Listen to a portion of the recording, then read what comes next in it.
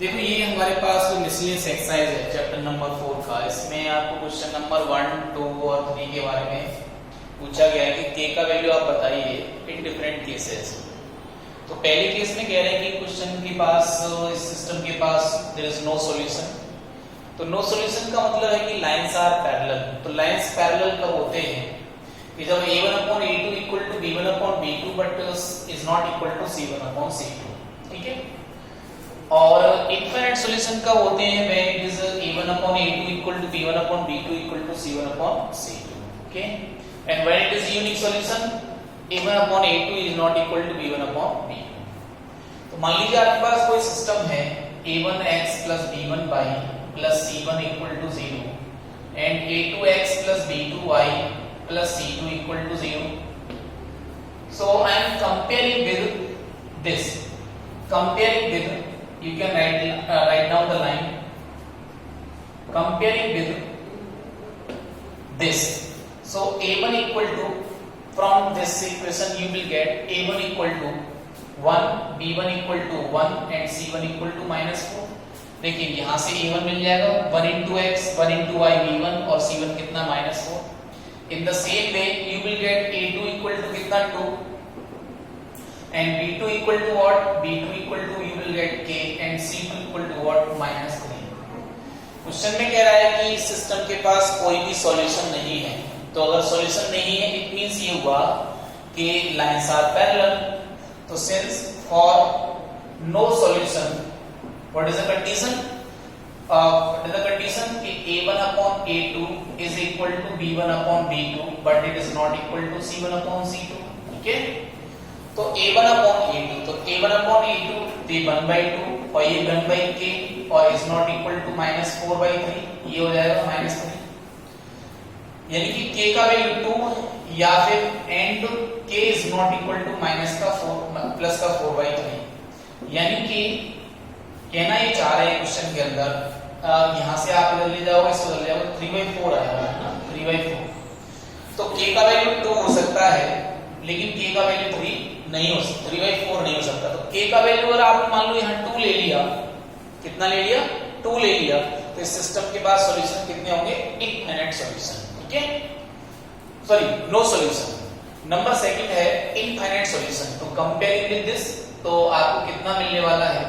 वहां से आपको a1 का वैल्यू कितना मिलेगा इनफाइनाइट सॉल्यूशन के लिए? ये मिलेगा 3 और b1 कितना मिलेगा? -2। ठीक है। और c1 कितना है? 0। ऐसे a2 कितना मिलेगा? k और b2 कितना मिलेगा? 5 और c2 कितना मिलेगा? 0। तो इनफाइनाइट सॉल्यूशंस के लिए a1/a2 equal to b1/b2 is not equal to c1/c is equal to c1/c2 होता है इनफाइनाइट सॉल्यूशन के लिए।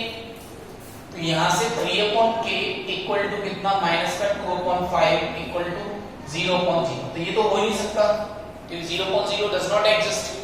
तो यहां से अगर आप देखोगे तो इसको इधर ले जाओ तो k का वैल्यू कितना हो जाएगा? -15/2 हो जाएगा। तो k का वैल्यू अगर हम ये ले लेंगे तो ऐसी कंडीशन में इस सिस्टम के पास क्या होगा कि इनफाइनाइट नंबर सॉल्यूशंस होंगे आपके पास। नेक्स्ट बात आती है यूनिक सॉल्यूशन। तो सिस्टम के पास यूनिक सॉल्यूशन कब होता है? देखो ये इनफाइनाइट सॉल्यूशन कंडीशन था, इनफाइनाइट। अब देख लेते हैं यूनिक सॉल्यूशन। तो वही तरीका कि आपको क्या करना है, कंपेयरिंग विद द सिस्टम। तो आप a1 का वैल्यू कितना मिलेगा? k और b1 का वैल्यू कितना मिलेगा? -1। ठीक है। और c1 का वैल्यू कितना मिलेगा? यहां से -2। ऐसे a2 का वैल्यू कितना मिलेगा? 6 मिलेगा यहां से। b2 का वैल्यू कितना मिलेगा? -2। और c2 का वैल्यू कितना मिलेगा? यहां से -3। when you will take this into the left hand side। Unique solution कह रहे हैं, तो यूनिक सॉल्यूशन के अंदर a1/a2 is not equal to क्या होता है? b1/b2 होता है। तो यहां से k/6 is not equal to -1/-2। तो इसको आप इधर ले जाओगे तो k is not equal to कितना होगा? 3। यानी कि अगर आप चाहते हैं कि सिस्टम का सॉल्यूशन कैसा आ जाए, यूनिक आ जाए, तो इसके लिए आप क्या करिए कि जो k का वैल्यू है उसको 3 न लीजिए। k का वैल्यू 3 के अतिरिक्त आप कुछ भी लोगे, when you will take value of k other than 3 then you will get the solution of this system, unique solution। देखो क्वेश्चन नंबर 4 में जो आप आंसर सब में देखते हैं आंसर शीट में, तो सारे के सारे आंसरों को थोड़ा इधर उधर कर रखा है। मैं आपको समझा देता हूँ कि देखो क्वेश्चन में कह रहा है कि x is greater than equal to 0, y greater than equal to represent. इसका मतलब क्या है? जो आपको ऑप्शन दिए गए हैं दे आर ऑल एब्सर्ड, उनका कोई मतलब तो है नहीं है। ध्यान से आप देखिएगा, ध्यान से आप देखिए, ये ओरिजिन है, ये आपका x एक्सिस है, ठीक है। तो देखो अगर आप 0 के इस साइड जाओ राइट हैंड साइड, तो x का वैल्यू कैसा मिलेगा? Positive. When you will approach towards left hand side, you will get x value of x negative. When you will approach towards positive side of y, you will get positive value of y. When you will approach towards this, you will get negative value of y. तो question में कह रहा है कि जो x का value है वो ग्रेटर देन इक्वल टू 0 है। देखो इस लाइन के ऊपर आपको x का वैल्यू कैसा मिलने वाला है? 0। आई एम सॉरी, x का वैल्यू आपको इसके ऊपर कैसा मिलने वाला है? इसके ऊपर x का वैल्यू कैसा मिलने वाला है? 0, ठीक है, 0 मिलने वाला है। इस पूरे पर x का वैल्यू 0 मिलेगा। और अगर आप जैसे ही इस साइड चले जाओगे तो x का वैल्यू आपको कैसा मिलेगा? पॉजिटिव मिलेगा। ये बात क्लियर हो गई, ठीक है, ये पॉजिटिव मिलेगा। अब क्वेश्चन में कह रहा है कि y greater than equal to 0, तो y का वैल्यू 0 कहां पे होता है? तो y का वैल्यू 0 होता है x एक्सिस पे, ये वैल्यू 0 होता है इसके ऊपर। और y का वैल्यू पॉजिटिव किधर होता है? नीचे जाओगे तो नेगेटिव, लेकिन ऊपर जाओगे तो क्या होगा? पॉजिटिव होगा। तो मैं जैसे इसको ऐसे क्रॉस कर देता हूं, ऐसे कर देता हूं, ये कर दिया, तो आप ये रीजन ले लेंगे, ये पूरा रीजन ये इनफाइनाइट ऊपर तक जा रहा है, इनफाइनाइटली जा रहा है, ठीक है ना, ये रुक नहीं रहा है, ध्यान रखेंगे आप। तो this region denoted by crosses sign is the region where the value of y is greater than 0 and on x axis the value of y is what? 0। ये रीजन हो जाएगा। तो ये जो रीजन आप देख रहे हैं, ये रीजन जो आप देख रहे हैं, यहां से लेकर के ये जो रीजन आप दिख रहा है आपको, दिस रीजन और ये रीजन, तो देखो आप यहां से कोई सा पॉइंट उठाओगे तो उसके लिए x का वैल्यू कैसा होगा? 0 से बड़ा, और y का वैल्यू भी कैसा होगा? 0 से बड़ा। और आप इस पर मिलाओगे तो y का वैल्यू कैसा होगा? 0, और इस पर देखोगे तो x का वैल्यू कैसा होगा? 0। तो this region including positive side of x axis and y axis is the region represented by this, ठीक है ना, ये आपका आंसर हो जाएगा। क्वेश्चन नंबर 5 का ये वाला पार्ट है, तो ये कह रहा है इसके द्वारा क्या रिप्रेजेंट होगा वो देख लेते हैं। तो आपको ध्यान होगा थोड़ा सा, तो हमने जो लास्ट एक्सरसाइज 4.2 समझाई थी आपको, उसमें हमने सॉल्यूशन ऑफ इनइक्वालिटीज पढ़ रखा है। तो उसमें इनइक्वालिटीज को सबसे पहले हम क्या करते हैं?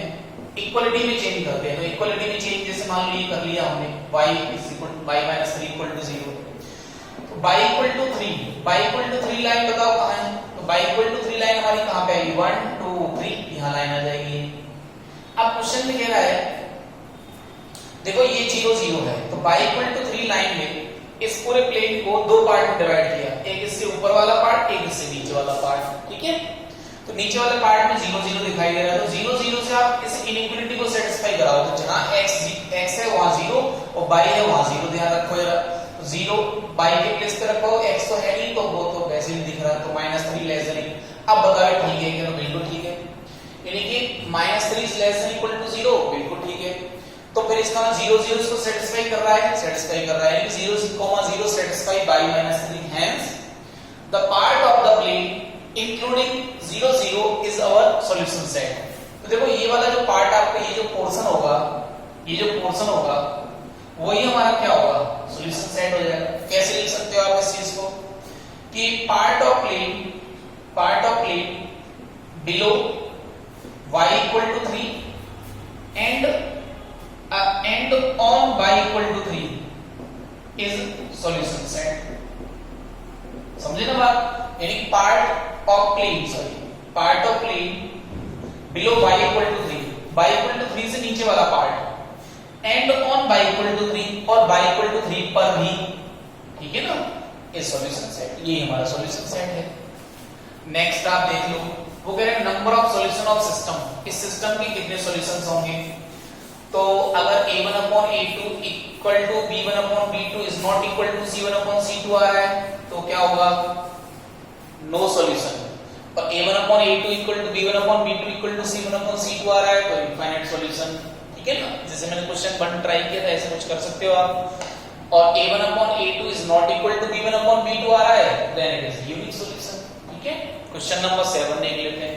इस सिस्टम के पास इनफाइनाइट नंबर ऑफ सॉल्यूशंस हैं, है ना। तो देखो इसमें स्मॉल a और स्मॉल b तो ऑलरेडी यूज कर रखे हैं, तो जैसे आप दिखा दो, ऐसे कह दो, तो सिंस मैं कंपेयर कर रहा हूं उसको, comparing with a1x b1 by plus c1 equal to 0, a2x b2 by plus c2 equal to 0। तो a1 का वैल्यू कितना हो गया, a1 हो गया कितना 2, b1 कितना हो गया 3 और c1 कितना हो गया माइनस का 7, a2 कितना हो गया a plus b, b2 कितना हो गया 2a minus b और c2 कितना हो गया माइनस का 21। ये हो गया, उसको अगर आप LHS में लाओगे तो since system has infinite solution, system के पास कितने सॉल्यूशन है, इनफाइनाइट सॉल्यूशन, तो क्या होगा a1 upon a2 is equal to b1 upon b2 equal to c1 upon c2, ये हो जाएगा। ठीक है, ये हो जाएगा। तो a1 कितना है 2, a2 कितना है a plus b, ये कितना है 3, it is a2a minus b और ये कितना है माइनस का 7 upon minus 21, तो इसको तो मैं लिख सकता हूं 1 upon 3। Is it clear. तो देखो इन दोनों को कंपेयर करा दो, तो देखो ये इसके इक्वल, ये इसके इक्वल, तो मैं यहां से लिख सकता हूं 2 upon a plus b equal to 1/3 and भाई ये भी इसके इक्वल है, ये भी इसके इक्वल है, और 3 upon 2a minus b equal to कितना 1/3। तो इसको आप इधर ले जाओ, तो यहां से a plus b कैसा हो जाएगा 6 एंड यहां से 2a minus b कितना हो जाएगा 9। क्लियर है बात। अब देखो अब आपके पास कितने सारे तरीके हैं 9th को सॉल्व करने के, क्रॉस मल्टीप्लिकेशन भी है आपके पास, एलिमिनेशन मेथड भी है और सब्स्टिट्यूशन मेथड भी है। Whatever the method you are applying you can solve this for a and b। चलो मैं सॉल्व कर दिखाता हूं आपको। देखो यहाँ पे a plus b कितना है 6 और यहाँ 2a minus b कितना है यहाँ पे 9, तो ऑब्वियसली ऐड कर दो इनको, एडिंग, तो ऐड कर दोगे तो प्लस ये माइनस और ये प्लस, जो साइन है वही रहेगा क्योंकि ऐड कर रहे हैं अपन। तो देखो प्लस b और माइनस b कैंसिल, तो यहाँ से कितना आएगा 3 इक्वल टू कितना हो गया 15, तो a कितना हो गया 5। अब a का वैल्यू 5 यहां पुट कर दो, नंबर 1 नंबर 2, तो पुटिंग इन 1 में रख दो आप, तो कितना आएगा देखो ये 5 प्लस b इक्वल टू कितना आएगा 6, तो b का वैल्यू कितना आ जाएगा 1 आ जाएगा। देयरफॉर a का वैल्यू कितना आ गया 5 और b का वैल्यू कितना आ जाएगा 1 आ जाएगा। ये बात क्लियर हो गई। चलो नेक्स्ट देख लेते हैं। तो ये कह रहा था कि अगर सिस्टम के पास इनफाइनाइट सॉल्यूशन हो तो आप a और b पता कर लो। तो इनफाइनाइट सॉल्यूशन है तो इनफाइनाइट कंडीशन हमने लगा दिया, यहां से हमको रिलेशंस मिल गए हैं और इन रिलेशंस को a और b के लिए हमने क्या कर दिया सिंपलीफाई कर दिया, हमारा आंसर आ गया। अगला क्वेश्चन देखो, अगला क्वेश्चन आपका है कि mod x less than equal to 3। तो ये तो आपको ऐसा नजर आया है कि mod x less than equal to a, तो mod x less than equal to a को हम क्या लिख सकते हैं x less than equal to a greater than equal to minus a, यानी कि mod x आपका less than equal to a है तो मैं क्या लिख पाऊंगा x less than equal to a greater than equal to minus a। तो जब हमने देखा था तो अगर मान लो यहाँ a है और यहाँ माइनस a है तो रीजन कौन सा वाला आएगा, ये वाला तो आएगा बीच में, क्योंकि जैसे मान लो हमारे पास ये a है, ये a है, here is x equal to a और ये x equal to minus a है, इस लाइन पर माइनस a, इस पर x का वैल्यू a होगा। तो कह रहा है भाई x का वैल्यू a से छोटा होना चाहिए, ठीक है, तो इधर वाले लेने पड़ेंगे आपको x की वैल्यू, और कह रहा है माइनस a से बड़े होने चाहिए, तो इधर लोगे आप तो माइनस a से छोटे हो जाएंगे, और जब आप इधर लोगे तो माइनस a से कैसे होंगे बड़े वाले हो जाएंगे, तो ये आपका रीजन रहेगा। तो देखो आप इसको लिखोगे तो ये कितना है 3 है, then it is less than equal to 3 greater than equal to -3, तो ये लाइन कौन सी हो जाएगी बताओ, x equal to 3 and what is that line x equal to -3, तो ये हो गया, ये x डैश हो गया, it is x, it is y, it is y dash, okay, ये क्या हो गया आपका ओरिजिन हो गया, ये लाइन हो गई। तो that's the region which is the solution of mod x less than equal to, ठीक है, और ऐसे इनफाइनाइट नीचे तो जा रहा है, ऐसे ऊपर जा रहा है, बट इसके बाहर नहीं जा रहा है। अच्छा मान लो यहाँ इक्वल नहीं होता तो क्या करते हैं आप, इसको डॉट डॉट बना देते हो ना, ध्यान कर लो आप, जो मैंने बता रखा है लास्ट एक्सरसाइज में, ये जो लाइन है वो आपकी क्या बन जाती है, डॉट डॉट बन जाती है, ये समझ में आ गया, ठीक है। चलो अगला क्वेश्चन देख लेते हैं। 2x plus 3y greater than equal to 3, 2x plus 3y greater than equal to 3 इसका हमको सॉल्यूशन सेट बताना है 2x + 3y ≥ 3। तो पहला वर्ग क्या था हमारा, पहला वर्ग क्या था, ये लाइन लिख देते हैं आप कि चेंज इनइक्वालिटी इनटू इक्वेशन। तो ये क्या बन गया इक्वेशन आपका, ये बन गया इक्वेशन। अब आप क्या करते थे, ध्यान करो, अब आप ये करते थे कि इसके लिए आप एक टेबल बनाते थे क्योंकि हमें इसका ग्राफ बनाना है, here is x here is y। तो मान लो मैंने x का वैल्यू 0 ले लिया तो y कितना आ जाएगा, 1 आ जाएगा क्योंकि ये 0 और 3 का डिवाइड किया तो 1 आ गया। मान लो आपने x का वैल्यू y का वैल्यू कितना ले लिया 0, तो x का वैल्यू कितना आएगा 3/2 आएगा, मतलब 1.5 आ जाएगा। तो लाइन बनाने में हमें कोई दिक्कत नहीं रहेगी। अब हम ड्रॉ द ग्राफ, इसमें ग्राफ ड्रॉ कर लेते हैं लाइन का। तो हियर इज 0 0, ये तो 0 0 है हमेशा। पॉइंट क्या है आपका 0,1 and second point is 3/2, 0। Scale आपको ऑलवेज मानना पड़ेगा। व्हाट इज स्केल, कि 1 centimetre equal to 1 unit on both axis, दोनों एक्सिस पे आप सेम मान लो आप, ठीक है। देखो ये क्या आएगा 0,1, 0 x पे 0 जाना है, y पे 1 जाना है, तो y पे तो 1 जाना है बट x पे नहीं जाना है आपको, ठीक है। 3/2, 0, तो x पे तो आपको 3/2 जाना है बट y पे 0 जाना है आपको। तो ये देखो 1 हो गया, ये 2 हो गया, तो यहाँ 3/2 आएगा। तो अगर आप इन दोनों को ज्वाइन कर लोगे तो क्या होगा, ये लाइन बन जाएगी। तो सेकंड नंबर आ। फर्स्ट नंबर क्या आ रहा कि change the inequality into equation. What is the second number, draw the graph of 2x + 3y = 3। तो इसके लिए सॉल्यूशन टेबल बना लिया आपने। नंबर थर्ड क्या रहेगा, नंबर थर्ड ये रहता है, सी नंबर हमारा क्या रहता है, ये देखो ये जो लाइन हमने ड्रॉ की है इसकी एक साइड में 0 0 हो, दूसरी साइड में नहीं है।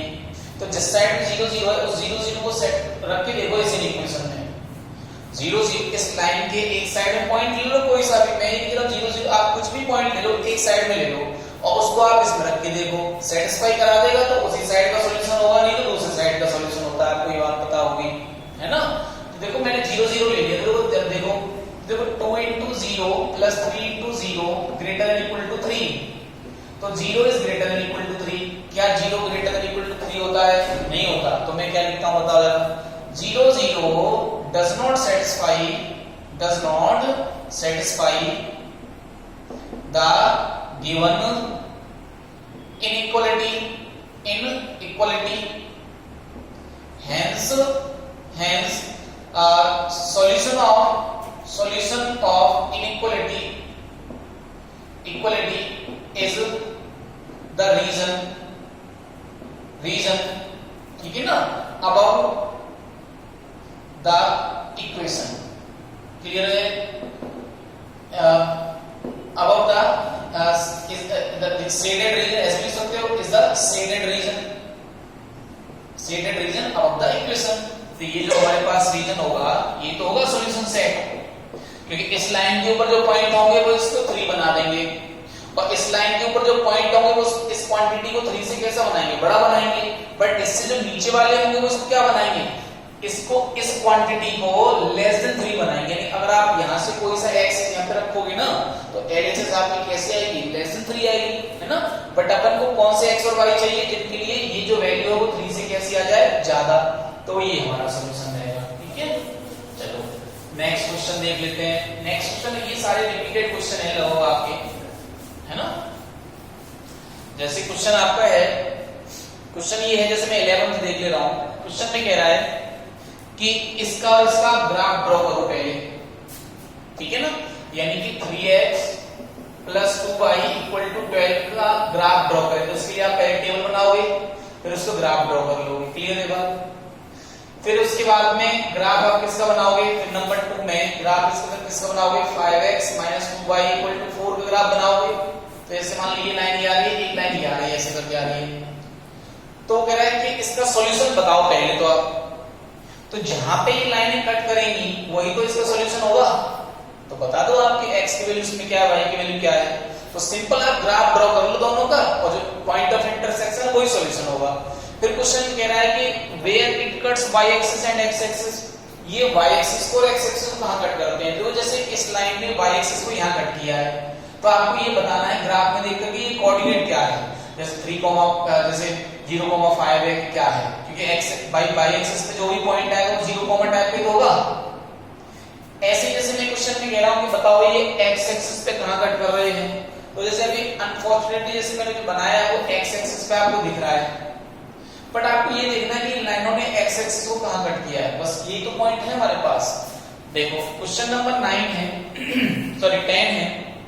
10 में क्वेश्चन में कह रहे हैं कि देखो पहले आप ना ऐसा करो,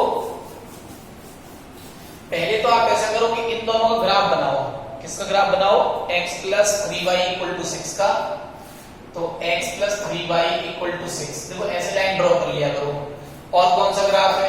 2x minus 3y equal to 12। इन दोनों ग्राफ बनाओ। देखो इसके लिए आप सिंपल ग्राफ बनाना चाहते हो तो ये x और ये y और ये x और ये y, ठीक है। तो यहाँ पे ना आप एक बार x को पुट कर दो 0, तो y कितना आ जाएगा? 2 आ जाएगा। और y को 0 पुट करोगे तो x कितना आ जाएगा? 6 आ जाएगा। ये जरूर ध्यान रखें, ऐसा नहीं कि x को 0 पुट कर रहे हैं कि तो y की वैल्यू वहां लिख दी, x की वैल्यू वहां लिख दी, ये ध्यान रखना है। अब जैसे इसमें आप x की वैल्यू को 0 कर लो तो y कितना आएगा? माइनस का 4 आएगा। और y को 0 करोगे तो x कितना आएगा? आपका 6 आ जाएगा। क्लियर? चलो मैं इसकी लाइन को ड्रॉ कर देता हूं। तो ड्रॉ द ग्राफ। तो आपको स्केल मानना है यहाँ पे, आपको स्केल एज्यूम करना है, ठीक है। 1 centimetre is equal to 1 unit on both axis. Clear? फिर ये 0 0 है, इट इज x और ये y डैश और ये कितना है? x डैश, ठीक है। ये ओरिजिन है। तो पॉइंट्स क्या आ रहे हैं? देखो 0, 2 एंड 6, 0। यहाँ पे क्या आ रहा है? 0, -4 और क्या आ रहा है? 6, 0। क्लियर? चलो देखो ध्यान से। 0, 2 तो 0, 2 मतलब x पे 0 y पे 2 जाना है, तो ऑब्वियसली पॉइंट कहां मिलेगा आपको? यहां मिलेगा। तो क्या होगा? 0, 6, 0 कहां है बताओ? x पे 6 जाना, y पे 0 जाना है। तो 1 2 3 4 5 और ये 6 मान लो यहां आ गया, तो ये पॉइंट आ गया। इन दोनों पॉइंट्स को आप क्या करा दो? ज्वाइन करा दो, ये करा दो, तो ये आ गया नहीं। ये बात क्लियर है? ठीक है ना? ये हो गया। फिर क्या है? ये हमारा है 0, 2 और ये क्या है? 6, 0 है ना। 0, -4 में x पे 0 y पे -4 जाना है, x पे 0 y पे -4, तो 1 2 3 और -4, तो ये 0, -4 हो गया। और 6, 0 तो 6, 0 मतलब 1 2 ये आ गया। देखो ये तो वही पॉइंट आ गया, तो ये आ गया, ठीक है। ये आ गया। अब क्वेश्चन में कह रहा है कि देखो ये जो लाइन है ना हमारे पास 4x + 3y इक्वल टू कितना? a है। ये लाइन ना इन दोनों लाइनों को इंटरसेक्ट कर रही है, ठीक है ना। ये लाइन क्या है? दोनों लाइनों को इंटरसेक्ट कर रही है, तो आपको पॉइंट बताना है। अब ध्यान दीजिएगा, ये तो लाइन ऐसे भी जा सकती है, ये लाइन तो ऐसे भी जा सकती है, ये लाइन तो ऐसे भी जा सकती है। समझ में आया ना बात? लेकिन वास्तविक क्वेश्चन ऐसा नहीं। क्वेश्चन दरअसल में ये ऐसे है कि ये जो लाइंस है ना, first line, second line, third line, they are coincident line, ठीक है ना। They are coincident line. Coincident lines का मतलब होता है कि when 3 or more than 3 lines are passing through same point, then they are called coincident line। जैसे ये 3 लाइन है, ये यहीं से जा रही है इस पॉइंट से, तो ये कैसी लाइन है? कोइंसिडेंट लाइन है, ठीक है। अच्छा मान लो मैंने कहा ये लाइंस हैं, बताओ ये कोइंसिडेंट लाइन है क्या? नहीं है, क्योंकि they are not pass, they all the 3 lines are not passing through the same point, then they are not coincident line. Question आता है कि क्या ये 4 लाइनें कोइंसिडेंट हैं? बिल्कुल है, ठीक है ना, तो वही पॉइंट है। तो ये तीनों लाइनें कोइंसिडेंट लाइनें कब होंगी? कोइंसिडेंट COINCIDENT, कोइंसिडेंट, ठीक है ना। COINCIDE, coincident lines, okay. तो पॉइंट क्या है कि ये जो थर्ड लाइन है ना आपकी, ये भी आपको यहीं से गुजरती हुई नजर आ रही है, ऐसा नजर आ रहा है, तो ये तो कोइंसिडेंट होगी। तो ऑब्वियसली अगर ये लाइन यहां से पास हो रही है, तो सिंस क्या कहने वाले हैं अपन कि x + 3y = 6 and 2x - 3y = 12 and 4x + 3y = a are coincident, then 4x + 3y = a, ठीक है ना, is also passing through intersection intersection of first two lines, first two lines which is 6, 0 जो क्या है अपने आप में 6, 0 जो खुद अपने आप में क्या है 6, 0 6, 0 का आप रख दो इसमें, तो 4 into 6 plus 3 into 0 equal to 8, ये सेटिस्फाई करेगी ना भाई, जब लाइन इससे जा रही है तो ये पॉइंट लाइन पे होगा, तो ये कितना हो जाएगा, a का वैल्यू कितना आ गया 24, तो a equal to 24 is the answer. अगर देखो कंफ्यूजन नहीं होना है आपको, अगर मान लो ये लाइन कहीं से कट करके जा रही है सपोज करो आप, तो हाउ यू विल आइडेंटिफाई कहां कट कर रही है, आपको पता नहीं है ना। तो क्वेश्चन ऐसे है असल में, ये तीनों लाइनें कोइंसिडेंट हैं, तो कोइंसिडेंट का मतलब क्या है, when three lines are passing through point same point then it is coincident. तो मान लो पहली दो लाइंस थी उन्होंने यहां पे कट किया, तो अब मैं तीसरी लाइन यहीं से गुजार दूंगा तो कोइंसिडेंट हो गई। जब तीसरी लाइन यहां से गुजरेगी, थर्ड लाइन यहां से गुजरेगी, तो ये जो पॉइंट हमारे पास 6, 0 आया है, इनका इंटरसेक्शन पॉइंट, जो फर्स्ट टू लाइन से इनका इंटरसेक्शन पॉइंट वो थर्ड लाइन पे भी लाई करेगा। इफ इट इज लाइन तो इसको सेटिस्फाई करेगा, और सेटिस्फाई करेगा तो क्या हो जाएगा, सॉल्यूशन हो जाएगा उसका। उसको हमने रख दिया है, x की प्लेस पर रख दिया, y की प्लेस पर रख दिया, आपको आंसर मिल जाएगा। तो a का वैल्यू कितना मिल गया आपको, a का वैल्यू मिल गया कितना 20। Thank you very much. आप ट्राई कर लें एग्जांपल्स, कोई प्रॉब्लम हो तो उनको पूछ लेंगे। Thank you.